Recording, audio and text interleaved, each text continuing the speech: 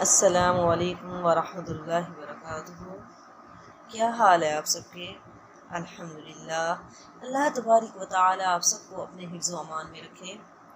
نحمدہ و نصلی علی رسولہ الکریم، اما بعد، فاعوذ باللہ من الشیطان الرجیم، بسم اللہ الرحمن الرحیم، رب اشرح لی صدری ویسر لی امری واحلل عقدۃ من لسانی یفقہوا قولی، رب زدنی علما، اللہم زدنا علما، اللہم فقہنا فی الدین، اللہم انا نسألک علما نافعا ورزقا طیبا وعملا متقبلا، آمین۔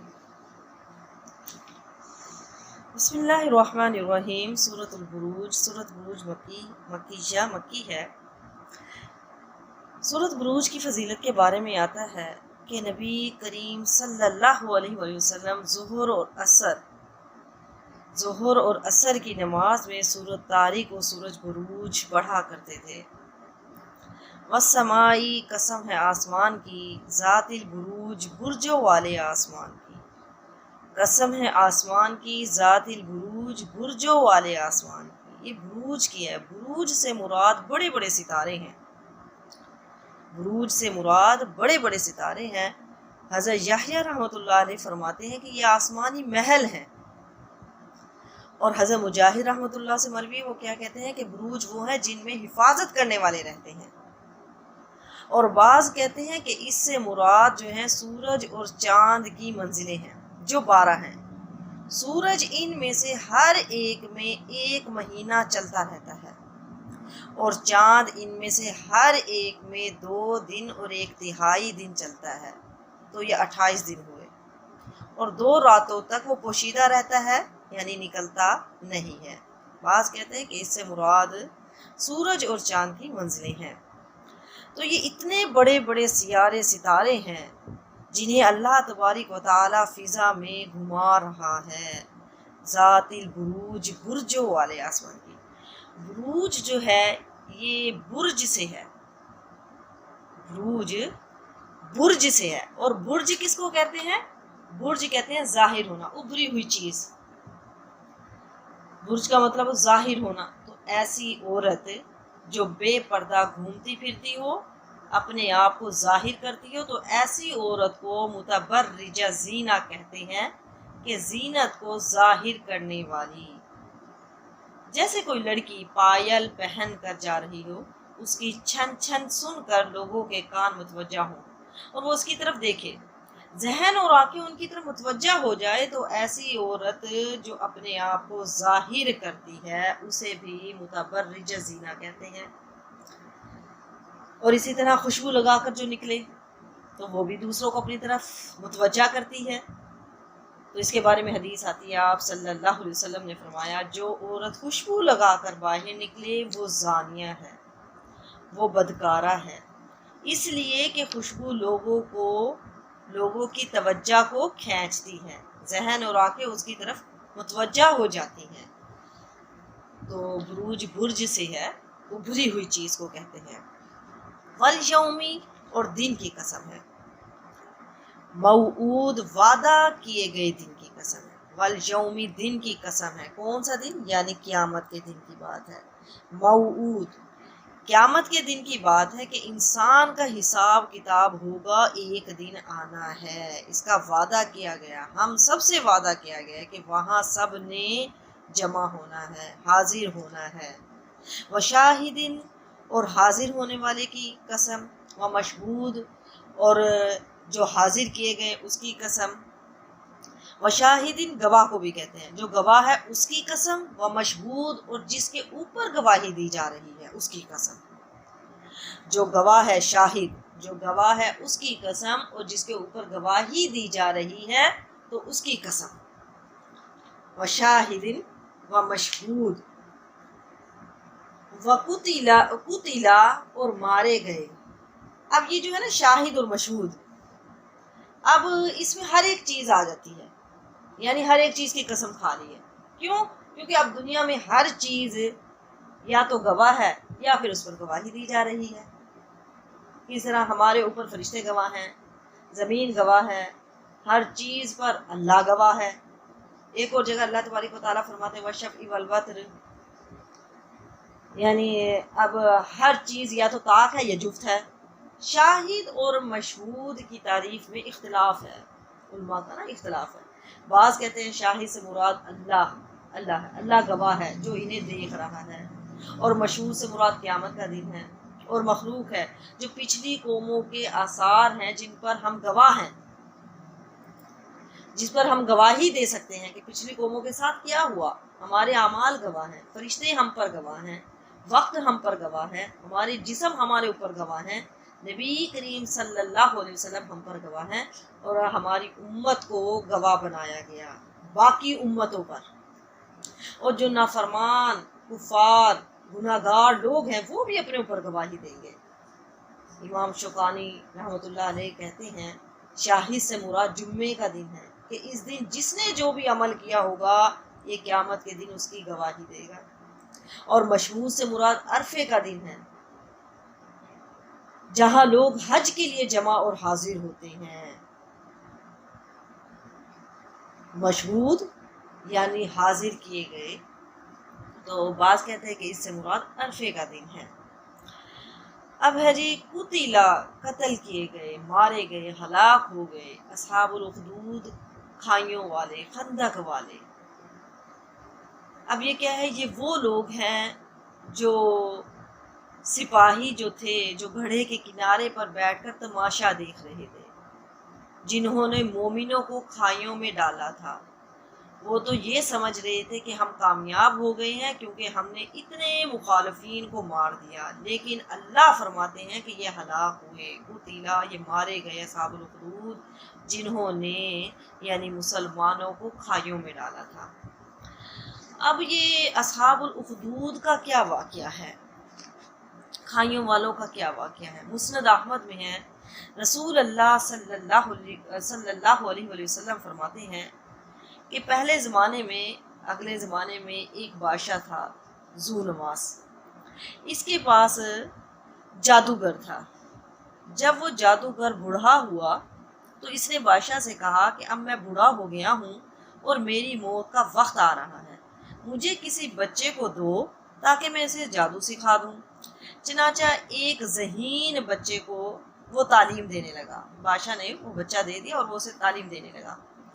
اب لڑکا اس کے پاس جاتا تو راستے میں ایک راہب کا گھر پڑتا تھا، جہاں وہ عبادت میں اور کبھی واعظ و نصیحت میں مشغول ہوتا تھا۔ ایک اللہ والے کا گھر تھا، راہب کا۔ یہ بھی کھڑا ہو جاتا تھا، اب یہ بچہ وہاں کھڑا ہو جاتا تھا اس کے راستے میں، اس کے یعنی عبادت کو دیکھتا، اس کی واعظ و نصیحت کو سنتا، آتے جاتے یہاں پر وہ بھی رک جایا کرتا تھا، یعنی وہ بچہ ادھر رک جایا کرتا تھا۔ اب جادوگر بھی اس کو مارتا تھا اور ماں باپ بھی مارتے تھے، جادوگر کے پاس جاتا تو وہاں لیٹ پہنچتا تھا، جب گھر جاتا تو گھر لیٹ پہنچتا تھا، دونوں سے مار پڑتی تھی، کیونکہ وہاں بھی دیر سے پہنچتا تھا، وہاں بھی دیر سے آتا تھا۔ ایک دن اس بچے نے نا پھر راہب کے سامنے اپنی یہ شکایت بیان کی۔ راہب نے کہا، اسے پھر مشورہ دیا کہ ایسے کرو، جب تم جادوگر تم سے پوچھے کہ کیوں دیر سے آئے ہو تو کہہ دینا کہ گھر والوں نے روک لیا تھا، اور جب گھر والے تم سے ناراض ہو تو کہنا جادوگر نے روک لیا تھا۔ تو یوں ہی ایک زمانہ گزر گیا، ایک عرصہ اسی طرح گزر گیا۔ ایک طرف تو وہ جادو سیکھتا تھا، دوسری طرف وہ کلام اللہ کا دین سیکھتا تھا۔ ایک دن یہ دیکھتا ہے کہ راستے میں ایک زبردست خوفناک جانور پڑا ہوا ہے، لوگوں کا آنا جانا بند ہوا، ادھر والے ادھر، ادھر والے ادھر نہیں آ سکتے، سب لوگ ادھر ادھر حیران پریشان کھڑے ہیں۔ اس نے اپنے دل میں سوچا کہ آج موقع اچھا ہے، آج میں امتحان کر لوں کوئی راہب کا اللہ کو یعنی دین پسند ہے یا جادوگر کا پسند ہے، راہب کا دین پسند ہے اللہ تعالیٰ کو یا جادوگر کا۔ اس نے ایک پتھر اٹھایا اور یہ کہہ کر اس نے پھینکا کہ اے اللہ، اگر تیرے نزدیک راہب کا دین اور اس کی تعلیم جادوگر کے امر سے زیادہ محبوب ہے، اس کے کام سے زیادہ اچھی ہے، تو تو اس جانور کو اس پتھر سے ہلاک کر دے تاکہ لوگوں کو اس سے نجات مل جائے۔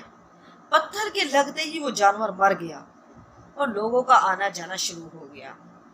پھر جا کر اس نے راہب کو بتایا، اس نے جا کر ساری بات بتائی، خبر دی۔ اس نے کہا، پیارے بچے، تو اب مجھ سے بھی زیادہ افضل ہے، اب اللہ کی طرف سے تیری آزمائش ہوگی، اور اگر ایسا ہو تو کسی کو بھی میرے بارے میں خبر نہ کرنا، کسی کو بھی میرے بارے میں نہ بتانا۔ اب اس بچے کے پاس حاجت مند لوگوں کا آنا جانا لگ گیا، اور اس کی دعا سے لوگ ٹھیک ہو جایا کرتے تھے۔ اگر کسی کو کوئی نابینا ہے، اس کی بینائی لوٹ کر آ جاتی تھی۔ اگر کسی کو کوڑی یا جزامی یعنی یہ بیماریاں ہیں، اگر کسی کو یہ بھی بیماری ہوتی تھی وہ بھی ٹھیک ہو جاتا تھا۔ سب یعنی ٹھیک ہونے لگے تھے۔ یہ اللہ تعالیٰ سے دعا کرتا تھا اور وہ بیماری ختم ہو جاتی تھی۔ تو بادشاہ کا ایک نابینا وزیر تھا، اس کو بھی یہ خبر مل گئی، تو اس نے کیا کیا، بڑے بڑے تحائف تحفے لیے اور اس بچے کے پاس آ گیا۔ اسے کہنے لگا کہ اگر تو مجھے شفا دے دے تو یہ سب میں تجھے دے دوں گا۔ تو اس بچے نے کہا کہ شفا میرے ہاتھ میں نہیں ہے، میں کسی کو شفا نہیں دے سکتا، شفا دینے والا تو اللہ وحدہ لا شریک ہے۔ اگر تو اس پر ایمان لانے کا وعدہ کرے تو میں اس سے دعا کروں گا۔ اس نے اقرار کر لیا، اس نے کہا ٹھیک ہے، وہ ایمان لے آیا۔ بچے نے اس کے لیے دعا کی تو اللہ تعالیٰ نے اسے شفا دے دی۔ اب وہ بادشاہ کے دربار میں جاتا ہے، بادشاہ کا وزیر تھا نا، بادشاہ کے دربار میں جاتا ہے۔ جس طرح اندھا ہونے سے پہلے کام کرتا تھا، اسی طرح آنکھیں اب جب مل گئی، بالکل روشن ہو گئی، اب وہ کام کر رہا تھا۔ تو بادشاہ نے بڑے تعجب سے پوچھا کہ تجھے یہ آنکھیں کس نے دے دی ہے؟ تو اس نے کہا میرے رب نے۔ بادشاہ نے کہا ہاں یعنی میں نے؟ وزیر نے کہا نہیں نہیں، میرا اور تیرا رب اللہ ہے۔ بادشاہ نے کہا اچھا، تو کیا میرے سوا کسی اور کو رب مانتا ہے؟ وزیر نے کہا ہاں میرا اور تیرا رب اللہ تبارک و تعالی ہے۔ اب اس نے اسے مارنا پیٹنا شروع کر دیا۔ بادشاہ نے اس وزیر کو مارنا پیٹنا شروع کر دیا اور طرح طرح کی اسے تکلیفیں دی، اذیتیں پہنچانے لگا اور پوچھنے لگا بتا تجھے یہ تعلیم کس نے دی ہے، کس نے تجھے سکھایا ہے؟ آخر اس نے بتا دیا کہ میں اس کے بچے کے ہاتھ پر ایمان لے کر آیا ہوں، میں نے اسلام قبول کر لیا ہے، اور یعنی اسی نے مجھے یہ بتایا ہے، یعنی اللہ تبارک و تعالی ہی ہمارا رب ہے، ہمارا رب اللہ ہی ہے۔ اب اس نے اس بچے کو بلوایا اور کہا کہ اب تم جادو میں بہت کامل ہو گئے ہو، کیونکہ اس بچے کو جادو سیکھنے کے لیے چھوڑا تھا نا، تو کہا کہ اب تم جادو میں بڑے کامل ہو گئے ہو کہ اندھوں کو دیکھنا، بیماروں کو تندرست کرنے لگے ہو۔ اس نے کہا یہ غلط ہے، میں کسی کو شفا نہیں دیتا، کسی کو ٹھیک نہیں کرتا، شفا اللہ کے ہاتھ میں ہے۔ کہنے لگا ہاں یعنی میرے ہاتھ میں، کیونکہ اللہ تو میں ہی ہوں۔ اس نے کہا ہرگز نہیں۔ کہا پھر کیا، تو میرے سوا کسی اور کو رب مانتا ہے؟ تو کہنے لگا ہاں میرا اور تیرا رب اللہ ہے۔ اس نے اب اسے بھی طرح طرح کی اذیتیں دینے شروع کر دی، یہاں تک کہ راہب کا پتہ لگا لیا۔ اس سے پوچھا بتا تجھے کس نے سکھایا یہ سب؟ آخر کار اس نے بتا دیا، راہب کا پتہ چل گیا۔ راہب کو بلا کر اس نے کہا کہ تو اسلام کو چھوڑ دے، اس دین سے پلٹ جا، لیکن راہب نے انکار کیا۔ تو بادشاہ نے آرے سے اسے چیر دیا اور اس کے 2 ٹکڑے کر کے پھینک دیا۔ پھر اس نوجوان سے کہا کہ تو بھی دین سے پھر جا۔ اس نے بھی انکار کیا، اس بچے نے بھی انکار کیا۔ تو بادشاہ نے حکم دیا کہ ہمارے سپاہی اسے فلاں فلاں پہاڑ پہ لے جائیں اور اس کی بلند چوٹی پر پہنچ کر اس کے دین کے چھوڑنے کے بارے میں پوچھنا۔ اگر یہ اپنا دین چھوڑ دے، اگر یہ بات مان لے تو ٹھیک ہے، ورنہ اسے وہیں سے دھکا دے دینا۔ چنانچہ یہ لوگ اس کو لے جاتے ہیں۔ جب وہاں سے اس کو دھکا دینا چاہا تو اس نے اللہ تبارک و تعالی سے دعا کی، اس بچے نے دعا کی اللہم اکفنیہم بما شئت، اللہم اکفنیہم بما شئت، اے اللہ تو جس طرح بھی چاہے مجھے ان سے نجات دے دے۔ اس دعا کے ساتھ ہی پہاڑ ہلا اور وہ سب نیچے گر گئے، صرف وہ بچہ ہی بچا۔ وہ وہاں سے اترا اور ہنسی خوشی پھر اس ظالم بادشاہ کے پاس آ گیا۔ بادشاہ نے کہا کہ یہ کیا ہوا، میری سپاہی کہاں ہیں؟ فرمایا میرے اللہ نے مجھے ان سے بچا لیا۔ اس بادشاہ نے اور سپاہیوں کو بلوایا اور ان سے کہا کہ اسے کشتی میں بٹھا کر لے جاؤ اور سمندر کے بیچ میں ڈبو کر چلے آؤ۔ اب یہ سپاہی اسے لے جاتے ہیں، جب سمندر کے بیچ میں پہنچ جاتے ہیں، جب اس کو پھینکنے لگتے ہیں، پھینکنا چاہا تو اس نے پھر وہی دعا کی اللہم اکفنیہم بما شئت، کہ اللہ تو جس طرح بھی چاہے مجھے ان سے بچا لے۔ تو وہاں سے موج اٹھی اور وہ سپاہی سارے کے سارے سمندر میں ڈوب گئے، مر گئے، صرف وہ بچہ ہی باقی بچ گیا۔ یہ پھر بادشاہ کے پاس آیا اور کہا کہ میرے رب نے مجھے ان سے بھی بچا لیا ہے۔ اے بادشاہ، اب اس بچے نے کہا اے بادشاہ اگر تو چاہے تمام تدبیریں کر لے، لیکن تو مجھے ہلاک نہیں کر سکتا۔ ہاں جس طرح میں کہوں گا اس طرح اگر تو کرے گا تو میری جان نکل جائے گی۔ اس نے کہا وہ کیا ہے، کیا کروں؟ کہا تمام لوگوں کو ایک میدان میں جمع کرو، تمام لوگوں کو میدان میں جمع کرو، اور پھر میرا ایک تیر نکالو اور میری کمان پر چڑھا کر کہو بسم اللہ ربی حاضر غلام، یعنی اس اللہ کے نام سے شروع جو اس بچے کا رب ہے، یہ کہہ کر میری طرف تیر پھینکو، وہ مجھے لگے گا اور میں اس سے مر جاؤں گا۔ چنانچہ بادشاہ نے ایسے ہی کیا، تیر نکالا اور یہی دعا پڑی بسم اللہ ربی حاضر غلام، تیر مارا اور بچے کی وہ کن پٹی میں جا کر لگا، اس نے اپنا ہاتھ اس جگہ پر رکھ لیا اور وہ بچہ شہید ہو گیا۔ اس طرح بچے کے شہید ہوتے ہی تمام لوگوں کو اس کے دین کی سچائی کا یقین آ گیا۔ جتنے بھی لوگ وہاں پر جمع تھے سب ہر طرف سے یہ آواز آنے لگی کہ ہم اس بچے کے رب پر ایمان لا چکے، ہم اس بچے کے رب پر ایمان لے آئے۔ یہ حال دیکھ کر بادشاہ کے ساتھی بڑے گھبرائے، بادشاہ بڑا پریشان ہوا کہ یہ کیا ہوا۔ بادشاہ کے سپاہی کہنے لگے کہ اس لڑکے کی ترکیب تو ہم سمجھے ہی نہیں، دیکھیں اس کا یہ اثر ہوا کہ یہ تمام لوگ اس کے مذہب پر ہو گئے۔ ہم نے تو اسے اسی لیے قتل کیا تھا کہ کہیں یہ مذہب پھیل نہ پڑے، پھیل نہ جائے، لیکن وہ ڈر تو ہمارے سامنے ہی آ گیا، سب مسلمان ہو گئے۔ بادشاہ نے کہا کہ اچھا ایسے کرو، تمام محلوں میں راستوں میں خندقیں کھدواؤ، اس میں لکڑیاں بھر دو، ان میں آگ لگا دو، جو اس دین سے پھر جائے ٹھیک ہے اسے چھوڑ دینا، اور جو نہ مانے اسے آگ میں ڈال دو۔ تو ان مسلمانوں نے جو مسلمان ہو گئے تھے بڑے صبر سے کام لیا، انہوں نے آگ میں جلنا منظور کر لیا اور اس میں کود کر گرنے لگے، اٹھا اٹھا کر اس میں ڈال دیا۔ البتہ ایک عورت جس کی گود میں دودھ پیتا چھوٹا سا بچہ تھا، وہ ذرا ہچکچائی تو اس بچے کو اللہ نے بولنے کی طاقت دی۔ اس بچے نے بولا، اپنی ماں سے کہا ماں کیا کر رہی ہو، تم تو حق پر ہو، صبر کرو اور اس میں کود پڑو۔ حدیث میں آتا ہے کہ 3 بچوں کا ذکر آتا ہے جنہوں نے بچپن میں کلام کیا تھا، ایک حضرت عیسیٰ علیہ السلام ہے اور ایک یہی بچہ ہے، ایک اور بچہ ہے آگے ذکر ہوگا اس کا، تو 3 بچے ہیں۔ تو یہ اصحاب الاخدود خندق والوں کا واقعہ ہے کہ اس بادشاہ نے ان سب کو، جتنے بھی مسلمان ہوئے تھے سب کو آگ کی خندقیں یعنی کھدوائی اور اس میں آگ جلائی اور ان سب کو آگ میں ڈال دیا۔ اب اس واقعے سے ہمیں کیا پتہ چلتا ہے، کیا سبق ملتا ہے؟ ایک بات تو یہ پتہ چلتی ہے کہ انہوں نے جلنا گوارا کر لیا لیکن دین کو چھوڑنا گوارا نہیں کیا۔ یہ عیسائی مسلمان تھے، پتہ چلا کہ دین اتنا اہم ہے کہ اسے کسی قیمت پر بھی چھوڑا نہیں جا سکتا۔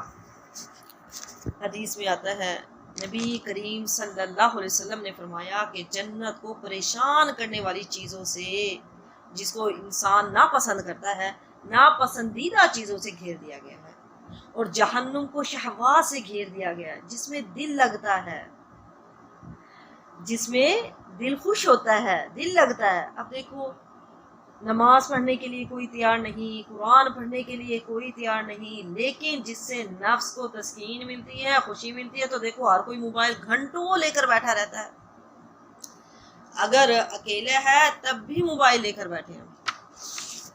تو ان خندق والوں نے جلنا گوارا کر لیا لیکن اپنا دین نہیں بیچا، تو اس سے دین کی اہمیت معلوم ہوتی ہے۔ اور دوسری بات، جنت کو حاصل کرنا کوئی آسان کام نہیں ہے، یہ راستہ بڑا دشوار ہے، جب اس کے اوپر سے چل کر جائیں گے پھر جنت ملے گی۔ تو انسان کیا کہتا ہے کہ اللہ غفور الرحیم، اللہ بخشنے والا مہربان ہے، اللہ بخش دے گا ہمیں، اللہ بڑا رحم کرنے والا ہے۔ ٹھیک ہے اللہ غفور الرحیم ہے، لیکن پھر اللہ تبارک و تعالیٰ یہ بھی تو فرماتے ہیں کہ اللہ انتقام لینے والا بھی ہے، اللہ تعالیٰ بدلہ لینے والا بھی ہے۔ تو قتل اصحاب الاخدود، اب یہ وہی جنہوں نے یعنی خندقیں کھودی تھی، مسلمانوں کو کھائیوں میں ڈالا تھا، اللہ تعالیٰ ان کے بارے میں فرما رہے ہیں قتل اصحاب الاخدود۔ یہ تو یہ سمجھ رہے تھے نا کہ ہم کامیاب ہو گئے، ہم نے اتنے لوگوں کو مار دیا، قتل کر دیا، لیکن اللہ فرما رہے ہیں کہ یہ خود ہلاک ہو گئے، یہ ہلاک ہو گئے اصحاب الاخدود کھائیوں والے۔ النار ہی جو کہ آگ تھی، ذات الوقود ایندھن والی آگ تھی، یہ ایندھن والی آگ تھی جو کہ اہل ایمان والوں کو ڈالنے کے لیے جلائی گئی تھی۔ استغفر اللہ، بہت زیادہ بھڑکایا تھا اس آگ کو۔ اذ ہم علیہا قعود، جس وقت علیہا اس پر قعود وہ بیٹھے ہوئے تھے۔ کیا مطلب ہے؟ یعنی وہ کناروں پر بیٹھ کر نعوذ باللہ یعنی ان کا تماشا دیکھ رہے تھے، مسلمانوں کا، کھائیوں کے کناروں پر بیٹھے ہوئے تھے اور ان کو جلتا ہوا دیکھ رہے تھے۔ واہم، اور وہ علی پر ما جو یفعلون، جو کچھ وہ کر رہے تھے، بالمؤمنین مومنوں کے ساتھ شہود، وہ حاضر تھے۔ وہی بات ہے، جو کچھ وہ سختیاں ان کے ساتھ کر رہے تھے، جو ظلم و ستم ان کے ساتھ کر رہے تھے، جو ان کو جلایا جا رہا تھا، مومنوں کو جلایا جا رہا تھا، شہود وہ حاضر تھے، یعنی اس کے کناروں پر بیٹھے ہوئے تھے، وہ سب کچھ دیکھ رہے تھے، اپنی آنکھوں سے دیکھ رہے تھے۔ وما نقموا منہم الا ان یؤمنوا، وما اور نہیں ناکموا انہوں نے بدلہ لیا، منہم ان سے، الا مگر ان یؤمنوا کہ وہ ایمان لائے تھے، باللہ اللہ کے ساتھ، عزیز جو کہ غالب ہے، حمید جو کہ تعریف کے لائق ہے۔ اب ان کا قصور کیا تھا جس وجہ سے ان کو قتل کیا گیا؟ انہوں نے کیا ان کی کوئی چوری کی تھی، یا کسی کو قتل کیا تھا، یا پھر انہوں نے تمہارے کوئی پیسے دینے تھے؟ کیا چیز تھی جو تمہیں ان کے بارے میں اتنی بری لگ رہی تھی کہ تم نے ان کو کھائیوں میں جلا دیا؟ وہ کیا وجہ تھی؟ کہا وہ وجہ جو تھی، الا ان یؤمنوا باللہ العزیز الحمید، صرف یہ بات تھی کہ وہ اللہ پر ایمان لائے تھے۔ ان یؤمنوا کہ وہ ایمان لائے، باللہ اللہ پر، عزیز جو کہ غالب ہے، غلبہ رکھنے والا ہے، اللہ ہی ہے، اس کی پناہ میں اگر انسان آ جائے تو کبھی وہ برباد نہیں ہوتا۔ حمید وہ تعریف کے لائق ہے، تعریف کیے گئے، تعریف کے لائق، وہ اپنے تمام اقوال میں، افعال میں، شریعت میں، تقدیر میں قابل تعریف ہے۔ اگر وہ اپنے خاص بندوں کو کسی وقت کافروں کے ہاتھوں سے تکلیف بھی پہنچا دے، تو اگر اس کا راز کسی کو نہ بھی معلوم ہو تو وہ اللہ کی مصلحت اور حکمت کی بنا پر ہوتا ہے، اس میں اللہ کی حکمت ہوتی ہے، مصلحت ہوتی ہے۔ الذی وہ ذات، لہو اس کے لیے، ملک السماوات آسمانوں کی بادشاہیت، والارض زمین کی بادشاہیت، واللہ اور اللہ علی کل شیء شہید ہر چیز پر گواہ ہے۔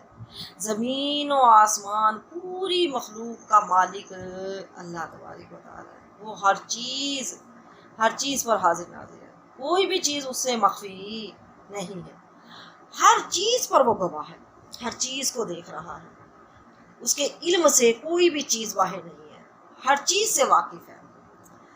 اب اللہ تبارک و تعالی ہر ایک چیز کو، ہر ایک ہمارے عمل کو دیکھ رہا ہے۔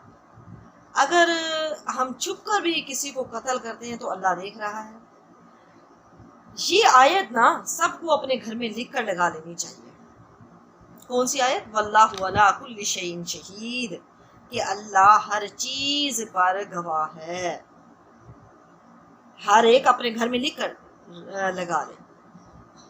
اگر کیوں لگا لے؟ کیونکہ اگر کسی کو کسی بھی وقت کوئی گناہ یا ظلم کے بارے میں وہ سوچ رہا ہے اپنے اوپر، یا کسی رشتہ دار پر ظلم کرنا سوچ رہا ہے، اپنے اوپر ظلم کس طرح؟ گناہ کر کے، یا کسی رشتہ دار کے بارے میں کوئی پلاننگ کر رہا ہے، تو وہ یہ آیت پڑھ لے کہ اللہ دیکھ رہا ہے، اللہ گواہ ہے۔ اور جو تنہائی میں گناہ کرتے ہیں انہیں زیادہ ڈرنا چاہیے، کیونکہ جس نے انصاف کرنا ہے وہی گواہ ہے، وہی دیکھ رہا ہے۔ تو کیا ہے؟ واللہ اللہ علی کل شیء شہید ہر چیز پر گواہ ہے۔ ان بے شک الذین وہ لوگ، فتن المؤمنین فتنے میں ڈالا مومنین مومنوں کو، آزمائش میں ڈالا، انہیں اذیتیں دی، ایذا دی مومنوں کو، والمؤمنات اور ایمان والیوں کو، ثم پھر لم نہیں یتوبوا انہوں نے توبہ بھی نہیں کی، فلہم تو ان کے لیے عذاب ہے جہنم، جہنم کا عذاب ہے، والہم ان کے لیے عذاب حریق جلنے کا عذاب ہے۔ اب کیا ہے کہ جن لوگوں نے مومن مردوں اور مومن عورتوں کو تکلیف دی، اب اللہ تبارک و تعالیٰ ان کے بارے میں کہہ رہی ہیں کہ اگر یہ توبہ کر لیتے ہیں تو تب بھی اللہ ان کو معاف کر دے گا، اگر انہوں نے توبہ نہ کی تو ان کے لیے 2 عذاب ہیں، ان کے لیے 2 عذاب ہے۔ کون سے؟ یعنی اگر وہ توبہ کر لیتے پھر تو ٹھیک ہے، عذاب نہیں ہوگا، اگر انہوں نے توبہ نہ کی تو ان کے لیے 2 عذاب ہے، عذاب الجہنم، جہنم کا عذاب ہے، عذاب الحریق، جلنے کا عذاب ہے۔ جب اللہ نے جہنم کا نام لیا تو جو کچھ جہنم میں ہے سارے ہی عذاب آگے، جو بھی عذاب کی چیزیں تھی۔ پھر دوبارہ کا عذاب الحریق، جہنم یعنی جلنے کا عذاب۔ کیا مطلب ہے؟ یعنی یہ خود انسان جو ہے یہ آگ کا ایندھن ہوں گے، تو آگ اور بھڑکے گی، جلنے کا عذاب انہیں 2 عذاب دیے جائیں گے۔ وقود الناس والحجارہ، جہنم کا جو ایندھن ہوں گے وہ انسان اور پتھر ہوں گے۔ تو جہاں جہاں بھی اب مسلمان ہیں، مومن ہیں، جو بھی ان کے ساتھ ظلم و زیادتی ہو رہی ہے، تو ان سب کے لیے یہ آیت ہے کہ اللہ کس طرح ان کا دفاع کرے گا۔ اللہ تعالیٰ نے فرمایا جو بھی مومن مردوں کو اور مومن عورتوں کو یعنی تکلیف دیتا ہے تو اللہ تبارک و تعالیٰ ان کو 2 عذاب دیتے ہیں، 2 عذاب ہیں ان کے لیے۔ اگر انہوں نے توبہ نہیں کی تو اللہ تبارک و تعالیٰ یہاں مومن بندوں اور مومن بندیوں کا دفاع کر رہے ہیں۔ تو کہا فتنے میں ڈالنا اب کیا ہے؟ جیسے کہ مرد اپنی بیوی سے کہے کہ تم نے پردہ نہیں کرنا، اب اس نے ظاہر بات اپنی بیوی کو فتنے میں ڈال دیا، آزمائش میں ڈال دیا، وہ کیا کرے؟ اور یا پھر عورت اپنے شوہر کو کہہ دیتی ہے کہ مجھے نہیں پتا، مجھے مکان چاہیے، سود لو، ڈاکہ ڈالو، جو بھی کرو۔ اب اس عورت نے بھی اپنے شوہر کو فتنے میں ڈال دیا ہے، اسے سود لینے پر اس نے مجبور کر دیا ہے۔ یا ماں اپنی بیٹی کو کہے کہ کیا تم ایسے دوپٹہ لیتی ہو، اماں دادی لگتی ہو، نہ لیا کرو ایسے، یہ ایسی ایسی باتیں کرنا۔ یا پھر کوئی بھی ہو مومن عورتوں کو تنگ کریں، تانا دینا، اذیتیں دینا، انہیں تنگ کرنا، ان کے دین میں رکاوٹ بننا اور ان پر الزام لگانا، تہمتیں لگانا، یہ سب باتیں آ جاتی ہیں جو بھی مومن مردوں عورتوں کو فتنے میں ڈالتا ہے، آزمائشوں میں ڈالتا ہے، انہیں تکلیفیں دیتا ہے، اذیتیں دیتا ہے۔ حضرت حسن بصری فرماتے ہیں کہ اللہ تعالیٰ کے کرم و رحم اور مہربانی کو تو دیکھو، جن بدکاروں نے، جن گناہ گاروں نے اللہ کے پیارے بندوں کو ایسے بدترین عذابوں میں ڈالا، انہوں نے ایسے بدترین عذابوں میں مارا، انہیں بھی وہ توبہ کرنے کو کہتا ہے، ان سے بھی وہ مغفرت اور بخشش کا وعدہ کرتا ہے کہ اگر تم بخشش، توبہ، معافی مانگ لو گے تو میں تمہیں معاف کر دوں گا۔ ان بے شک الذین، جو لوگ آمنوا ایمان لائے، وعملوا الصالحات، جنہوں نے نیک عمل کیے، لہم ان کے لیے جنات، جنتیں ہیں، تجری چلتی ہے من تحتہا الانہار، جس کے نیچے سے نہر، ذالک یہی فوز الکبیر، یہی سب سے بڑی کامیابی ہے۔ اب ان لوگوں کے بارے میں بتایا جا رہا ہے جو ایمان لے کر آئے اور شرط لگا دی، وعملوا الصالحات، جنہوں نے نیک اعمال بھی کیے۔ خالی ایمان لانا قابل قبول نہیں ہوگا جب تک کہ نیک عمل نہ ہو۔ تو لہم ان کے لیے جنات، جنتیں ہیں۔ اب اللہ تبارک و تعالیٰ نے جو جنتوں میں ان کو نعمتیں دینی ہے اس کا بھی ذکر کیا جا رہا ہے کہ جنت میں جائیں گے تو ہر قسم کی ان کو نعمتیں دی جائیں گی۔ لیکن انسان کو دنیا میں جتنی نعمتیں ملتی ہیں نا، اس میں 3 قسم کی خرابیاں ہیں۔ تو یہ 3 قسم کی خرابیاں جنت کی نعمتوں میں نہیں ہوگی۔ پتہ چلا کہ آخرت بہتر ہے اور دنیا اس کے مقابلے میں کچھ بھی نہیں ہے۔ اب کون سی خرابیاں ہیں؟ ایک خرابی یہ ہے کہ جو نعمت ملتی ہے دنیا میں، جو نعمت ملتی ہے وہ پوری نہیں ملتی۔ ایک خرابی یہ ہے کہ ان کو جو نعمت ملتی ہے وہ پوری نہیں ملتی۔ دوسری کہ انسان کو نعمت ملتی ہے تو وہ ہمیشہ اس کے پاس نہیں رہتی بلکہ چھین جاتی ہے۔ تیسری جو نعمت ملتی ہے اس کی کوالٹی صحیح نہیں ہوتی۔ تو اللہ تعالیٰ فرماتے ہیں کہ میری جنت میں آ جاؤ، نیک اعمال کرو، ایمان لے کر آؤ، نیک اعمال کرو، میری جنت میں آ جاؤ جس کے نیچے سے نہریں چلتی ہیں، میں تمہیں نعمتیں پوری بھی ملے گی، تمہیں نعمتیں پوری بھی دوں گا، نعمتیں پوری بھی ملے گی، ہمیشہ کے لیے ہوں گی اور اچھی قسم کی ہوں گی۔ ذالک الفوز الکبیر، یہی سب سے بڑی کامیابی ہے، یعنی آخرت میں کامیاب ہو جانا سب سے بڑی کامیابی ہے۔ دنیا کی کامیابی کامیابی نہیں ہے بلکہ آخرت میں کامیاب ہونا سب سے بڑی کامیابی ہے۔ ان بے شک بادشاہ پکڑ ربی کا، تیرے رب کی، لشدید، البتہ بڑی سخت ہے، شدت سے پکڑنا۔ یہ اللہ تعالیٰ کا قانون ہے کہ اللہ ظالم کو ڈھیل تو دیتا ہے لیکن جب پکڑنے پر آتا ہے تو پھر اس کو چھوڑتا نہیں ہے۔ اللہ کی پکڑ بڑی سخت ہے۔ جو اس کے رسولوں کی تکذیب کرتے ہیں، جو اس کے حکموں کی مخالفت کرتے ہیں، تو اس کی گرفت سے کوئی بھی انہیں بچا نہیں سکتا۔ ربک لشدید، بڑی سخت پکڑ ہے۔ اچھا، یہ پتہ ہے یہ سورت کس وقت نازل ہوئی؟ یہ سورت اس وقت نازل ہوئی جب مسلمانوں کو ظلم کی چکی میں پسا جا رہا تھا۔ ایک طرف حضرت بلال ہے، ان کو مکہ کے ریگستان میں گھسیٹا جا رہا ہے، ایک طرف خباب بن عرت ہے، ان کا جو آقا ہے وہ لوہار ہے، ان کو پکڑ کر پیٹ کر انگاروں کے اوپر لٹا دیا جاتا تھا جو چربی پنگھل کر آگ کو بجھا دیتی تھی۔ اس طرح تو ان کی تسلی کے لیے اللہ تعالیٰ نے یہ سورہ نازل کی۔ حضرت بلال کے سینے پہ بڑے بڑے بھاری پتھر رکھ دیے جاتے تھے۔ خباب بن ارد کو مارا جا رہا ہے، حضرت سمیہ کی شرمگاہ پر نیزہ مار دیا گیا، حضرت عمار بن یاسر کی گردن پکڑ کر ان کو پانی میں غوطے دیے جاتے، یہاں تک کہ ان کا دماغ کنٹرول سے باہر ہو جاتا تھا، کچھ سے کچھ بولتے تھے۔ تو اس صورت میں تسلی دی گئی۔ نبی کریم صلی اللہ علیہ وسلم یہ منظر دیکھ کر بہت پریشان ہوئے کہ مجھ پر ایمان لانے والے اور اللہ پر ایمان لانے والے اس قدر تکلیف میں ہیں۔ تو یہ صورت نازل ہوئی کہ کم از کم تمہارے ساتھ تو ایسا نہیں ہوا، ان کو تو زندہ جلا دیا گیا، کھائیوں میں ڈال دیا گیا، زندہ جلا دیا گیا، آگ میں ڈال دیا گیا۔ تو اس سے ایک یہ بات پتہ چلتی ہے کہ انسان جب ایمان لے آئے تو پھر وہیں سے اس کی آزمائشیں شروع ہو جاتی ہیں۔ اللہ تعالیٰ فرماتے ہیں کہ کیا لوگوں نے گمان کر لیا ہے کہ ہم نے کہہ دیا آمنا کہ ہم ایمان لے آئے تو ہمیں آزمائش میں آزمایا نہیں جائے گا؟ تو اس کا مطلب یہ ہے کہ آدمی نے کہہ دیا، انسان نے کہہ دیا ہم ایمان لائے تو اب آزمائشیں شروع ہو گئی ہیں۔ اچھا، ایک بات ہے، اب ایمان لانے والوں کی آزمائش کیوں ہوتی ہے؟ وہ تو اللہ سے جڑ گیا ہے، اب اللہ اس کو کیوں آزما رہا ہے، طرح طرح کی پریشانیوں میں مبتلا کر رہا ہے، آخر کیا وجہ ہے؟ تو اس کی وجہ اللہ نے بتا دی کہ ہم ایمان لانے والوں کو اس وجہ سے آزماتے ہیں تاکہ ہم جان لیں کہ کون اپنے دعوی ایمان میں صادق ہے، سچا ہے، کون اپنے دعوی ایمان میں کاذب ہے یعنی جھوٹا ہے، کون ہے جو تھوڑی سی تکلیف دے کر ہمارا دامن چھوڑ دیتا ہے، کون سا ایسا انسان ہے کہ اس پر جتنی بھی تکلیف ڈال دو تو وہ مجھے چھوڑنے والا نہیں ہے۔ تو اس وجہ سے آزمائشیں اللہ تبارک و تعالیٰ کرتے ہیں۔ تو یہ پھر یعنی صورت نازل کر کے آپ صلی اللہ علیہ وسلم کو تسلی دی گئی کہ آپ لوگوں کے ساتھ یہ سلوک ہو رہا ہے، آپ سے پہلے تو لوگوں کے ساتھ ان کو یعنی ان کے ساتھ یہ سلوک کیا گیا، آروں کے ساتھ ان کو چیر دیا گیا، ان کو پھر یعنی دہکتی ہوئی آگ میں آگ بھڑکا کر ان کو کھائیوں میں ڈال دیا گیا۔ انہو بے شک وہ ہوا وہ یبدئو، وہ پہلی دفعہ پیدا کرتا ہے، وہ یعیدہ اور پھر دوبارہ بھی پیدا کرے گا۔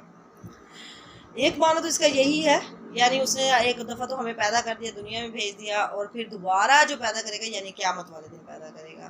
اور ایک معنی اس کا یہ لیا جاتا ہے کہ وہ دنیا میں بھی سزا دے گا اور آخرت میں بھی سزا دے گا۔ اللہ تبارک و تعالیٰ دنیا میں بھی سزا دیتے ہیں جو انکار کرتے ہیں، پھر آخرت میں بھی سزا دیتے ہیں۔ واہو، اور وہ غفور الودود، وہ بخشنے والا بڑا مہربان ہے۔ اگر اللہ تبارک و تعالیٰ سے معافی مانگ لی جائے، گناہوں کی بخشش مانگ لی جائے، تو اللہ تبارک و تعالیٰ صرف معافی نہیں کرتے بلکہ اس سے محبت بھی کرنے لگ جاتے ہیں۔ اس آیت سے یہ پتہ چل رہا ہے۔ جبکہ دنیا میں کیا اصول ہے، اگر انسان کا کسی سے لڑائی جھگڑا ہو جائے یا کچھ بھی ہو جائے، کوئی زیادتی وغیرہ ہو جائے، وہ اگر اس سے معافی مانگتا ہے تو وہ کیا کرتا ہے، ٹھیک ہے چلو میں نے معاف کر دیا، لیکن وہ اسے محبت نہیں کرنے لگ جاتا۔ اللہ تبارک و تعالیٰ کیا فرماتے ہیں، وَهُوَ الْغَفُورُ الْوَدُودُ، وہ بخشنے والا ہے اور محبت کرنے والا ہے، وہ بخشنے کے بعد اس بندے سے اور زیادہ محبت کرنے لگ جاتا ہے۔ ذو العرش المجید، ذو العرشی جو کہ عرش پر ہے، عرش کا مالک ہے، مجید بزرگ ہے، جو بڑی شان والا ہے۔ اب ذو العرش المجید، اب اللہ تبارک و تعالیٰ نے اپنا مقام بتایا یہاں پر کہ اللہ عرش پر ہے، اللہ عرش پر ہے، اللہ کے دو ہاتھ ہیں، اللہ کے دو پاؤں ہیں، کیسے ہیں کوئی پتہ نہیں ہے، آنکھیں ہیں پتہ نہیں کیسی ہیں، یعنی کیفیت ہمیں معلوم نہیں ہے۔ کہتے ہیں جہاں اللہ اپنے پاؤں رکھتا ہے وہ کرسی ہے، اور کرسی کتنی بڑی ہے، حدیث میں آتا ہے کہ ایک بہت بڑا جنگل ہو، اس جنگل میں ایک انگوٹھی پڑی ہو، ایک چھوٹا سا ہلکا ہو انگوٹھی پڑی ہو، تو اس جنگل کے مقابلے میں اس انگوٹھی کی کیا اہمیت ہے، کتنی چھوٹی سی ہوگی وہ، اتنا بڑا جنگل۔ تو اسی طرح جبکہ کرسی بہت بڑی ہے اور اس کے مقابلے میں عرش ایسے ہے جیسا کہ بہت بڑا جنگل ہو، جنگل کے مقابلے میں کرسی جو ہے وہ ایک انگوٹھی کی طرح ہے عرش کے مقابلے میں۔ تو اللہ عرش والا، ذو العرش المجید، بڑے عرش والا، بڑے عرش کا مالک ہے۔ فعال، وہ کرنے والا، لما جو یرید، وہ چاہتا ہے، وہ جو چاہتا ہے کر گزرتا ہے۔ انسان ایسے نہیں کر سکتا، جو چاہے کر گزرے، اس پر اللہ کی پکڑ بھی آ جاتی ہے، کبھی ناکام بھی ہو جاتا ہے، لیکن اللہ تبارک و تعالیٰ وہ جو چاہتا ہے کر گزرتا ہے۔ اس کے حکم اور معیشت کو کوئی ٹالنے والا نہیں ہے، نہ اس سے کوئی پوچھنے والا ہے، انسانوں سے پوچھنے والا ہے، اللہ سے کوئی پوچھنے والا نہیں ہے۔ حضرت ابو بکر صدیق کے بارے میں آتا ہے کہ حضرت ابو بکر صدیق سے ان کے مرض الموت میں کسی نے پوچھا، یعنی جب موت قریب تھی تو کسی نے پوچھا کہ کیا کسی طبیب نے آپ کو دیکھا ہے؟ انہوں نے کہا ہاں۔ پوچھا اس نے کیا کہا؟ فرمایا اس نے کہا انی فعال لما ارید، فرمایا میں جو چاہوں کر دوں، میرے معاملے میں کوئی دخل دینے والا نہیں۔ مطلب یہ تھا کہ اب میرا معاملہ طبیبوں کے ہاتھ میں نہیں رہا، میرا آخری وقت آ گیا ہے اور اللہ ہی اب میرا طبیب ہے، جس کی معیشت کو ٹالنے کی کسی کے اندر کوئی طاقت نہیں ہے۔ فعال لما یرید، وہ جو چاہتا ہے کر گزرتا ہے۔ حل کیا عطا کا، آئی ہے تیرے پاس حدیث و بات، جنود لشکروں کی باتیں، فرعون کی، سمود کی، عاد کی، تیرے پاس آئی ہیں، تجھے خبریں ملی ہیں، یعنی ان سب پر میرا عذاب آیا ہے۔ کس طرح جب انہوں نے اللہ کا انکار کیا، رسولوں کی تکذیب کی، تو کس طرح ان پر میرا عذاب آیا۔ میں نے انہیں اپنی گرفت میں لے لیا، جسے کوئی ٹال نہیں سکتا۔ کیا تم نے دیکھا نہیں کہ ظالموں کا انجام کیا ہوا ہے؟ اب جو تمہیں ستا رہے ہیں، اگر یہ باز نہیں آئیں گے تو ان کا بھی یہی حال ہوگا۔ فرعون کا و سمود کا، فرعون کا کیا حال ہوا، و سمود اور سمود کا کیا حال ہوا۔ بلکہ الذین وہ لوگ کفروا، جو کافر ہوئے، فی تکذیب، جھٹلانے میں۔ کیا مطلب ہے؟ یعنی کافر جان بوجھ کر تکذیب کرتے تھے، تکذیب میں گرفتار تھے، تکذیب کرتے تھے، جھٹلاتے تھے، آپ صلی اللہ علیہ وسلم کی نشانیاں دیکھنے کے باوجود بھی انکار کر دیتے تھے۔ انہوں نے آپ کو جھٹلایا تو کس طرح پھر اللہ تعالیٰ کا ان پر عذاب آیا۔ واللہ، اللہ تعالیٰ، من ورائہم محیط، ہر طرف سے اللہ تعالیٰ نے ان کو گھیرا ہوا ہے۔ اللہ تعالیٰ نے ورائہم، پیچھے سے ان کو محیط گھیرا ہوا ہے، یعنی ہر طرف سے اللہ تعالیٰ نے ان کو گھیرا ہوا۔ یہ میری پکڑ سے کہیں بھاگ کر نہیں جا سکتے۔ اللہ تبارک و تعالیٰ عرش کے لحاظ سے تو، وہ اپنی ذات کے لحاظ سے تو عرش پر ہے، لیکن علم کے لحاظ سے ہر ایک کو گھیر رکھا ہے اللہ تعالیٰ نے، ہر ایک کو جانتا ہے۔ وہ کہیں بھی اللہ تعالیٰ سے بچ کر کہیں نہیں جا سکتے۔ بلکہ ہوا وہ قرآن مجید، بلکہ قرآن مجید میں کیا ہے، یعنی بلکہ یہ قرآن عظیم الشان کتاب ہے، جو جتنی بھی یہ باتیں یعنی بتائی گئی ہیں، یہ کوئی ہوائی باتیں نہیں ہیں، یہ ساری سچی باتیں، یہ قرآن مجید کی باتیں ہیں، یہ ساری قرآن مجید کی باتیں ہیں۔ جو سب کچھ پیچھے بیان ہوا ہے، یہ سب کچھ قرآن مجید کی باتیں ہیں۔ اور قرآن مجید لوح محفوظ میں، فی لوح محفوظ، لوح محفوظ میں ہے، جہاں فرشتے اس کی حفاظت کرتے ہیں۔ اب لوح محفوظ کا کیوں کہا گیا؟ لوح محفوظ کا اس لیے کہا گیا کہ قرآن میں جو یہ واقعات بیان ہوئے، یہ سارے سچے ہیں، کیونکہ اس میں کوئی تبدیلی نہیں کر سکتا۔ کس لیے نہیں کر سکتا؟ اس لیے کہ یہ لوح محفوظ میں ہے، یہ محفوظ ہے لوح محفوظ۔ اس صورت سے اب ہمیں کیا سبق ملتا ہے؟ اس صورت سے ہمیں یہ سبق ملتا ہے کہ جتنے بھی حالات خراب ہو جائیں، انسان کو بد دل نہیں ہونا چاہیے، اپنا دل برا نہیں کرنا چاہیے، کیونکہ اللہ دیکھ رہا ہے۔ ظالم کون ہے، مظلوم کون ہے، ایک دن ظالم سے پورا حساب لیا جائے گا۔ تو انسان کو اپنا دل نہیں چھوڑنا چاہیے، اپنے معاملات اللہ پر چھوڑ دینے چاہیے۔ پھر میں اللہ تعالیٰ سے دعا ہے، اللہ تبارک و تعالیٰ ہم سب کو قرآن پاک سمجھنے اور اس پر عمل کرنے کی توفیق عطا فرمائے۔ آمین۔ وآخر دعوانا ان الحمدللہ رب العالمین۔ سبحانک اللہم و بحمدک، اشہد ان لا الہ الا انت، استغفرک و اتوب الیک۔ السلام علیکم و رحمۃ اللہ وبرکاتہ۔